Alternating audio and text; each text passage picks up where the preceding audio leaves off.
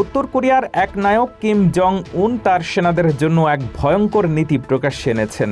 Ukraine যুদ্ধে রাশিয়ার পক্ষে লড়তে গিয়ে যেসব সেনা আত্মসমর্পণ না করে আত্মহত্যা করেছে, কিম তাদের প্রকাশ্যেই প্রশংসা করেছেন। এর মাধ্যমে তিনি বিশ্ববাসীর কাছে নিশ্চিত করলেন যে উত্তর কোরিয়ার সেনাদের জন্য ধরা দেওয়ার চেয়ে মৃত্যুই শ্রেয়।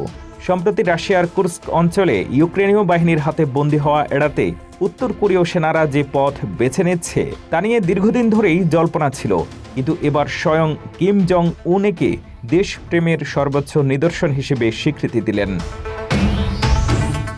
উত্তর কোরিয়ার রাষ্ট্রীয় সংবাদ মাধ্যম কেসিএনের রিপোর্ট অনুযায়ী নিহত সেনাদের স্মরণে আয়োজিত এক অনুষ্ঠানে কিম জং উন বলেন, যারা শত্রুর হাতে বন্দী না হয়ে আত্মবিধ্বংসী এবং আত্মহত্যার পথ বেছে নিয়েছে তারাই প্রকৃত বীর। রয়টার্সের তথ্য মতে রাশিয়ার কুর্স্ক অঞ্চলে প্রায় 14,000 উত্তর কোরীয় সেনা মোতায়েন করা হয়েছিল। যুদ্ধের তীব্র লড়াইয়ে এদের মধ্যে প্রায় 6,000 সেনা নিহত হয়েছে বলে ধারণা করা হচ্ছে। এতদিন গোয়েন্দা রিপোর্ট এবং যুদ্ধক্ষেত্র থেকে পাওয়া তথ্যে জানা গিয়েছিল যে উত্তর কোরীয় সেনাদের গ্রেনেড বিস্ফোরণ ঘটিয়ে নিজেদের প্রাণ দেওয়ার নির্দেশ দেওয়া হয়েছে যাতে তারা যুদ্ধবন্দী না হয়। কিম জং উনের এই বক্তব্য সেই ভয়ঙ্কর অভিযোগকেই আজ সত্য প্রমাণিত করল।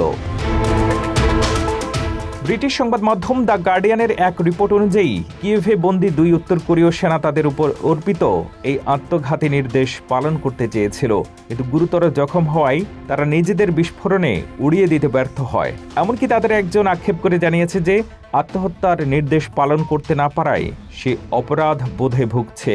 কিম জং উন তার বক্তৃতায় এমন সেনাদেরও প্রশংসা করেছেন যারা গুলির আঘাতে শরীর ক্ষতবিক্ষত হওয়া সত্ত্বেও নিজেদের দায়িত্ব পালন করতে না পেরে হতাশায় ভুগছে। এই ঘটনা উত্তর কোরিয়ার সেনাদের উপর চাপিয়ে দেওয়া চরম মতাদর্শের গভীরতাকেই তুলে ধরে, যেখানে জীবনের চেয়ে দলের প্রতি আনুগত্যই বড়।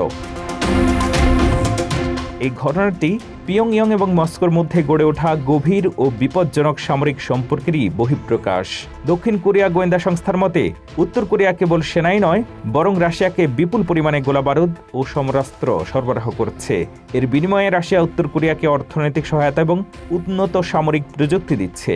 ইউক্রেন যুদ্ধের এই ময়দান এখন উত্তর কোরীয় সেনাদের জন্য কেবল একটি যুদ্ধক্ষেত্র নয়, বরং কিম জং উনের নিষ্ঠুর আদর্শ প্রমাণের এক মরণ ফাঁদে পরিণত হয়েছে।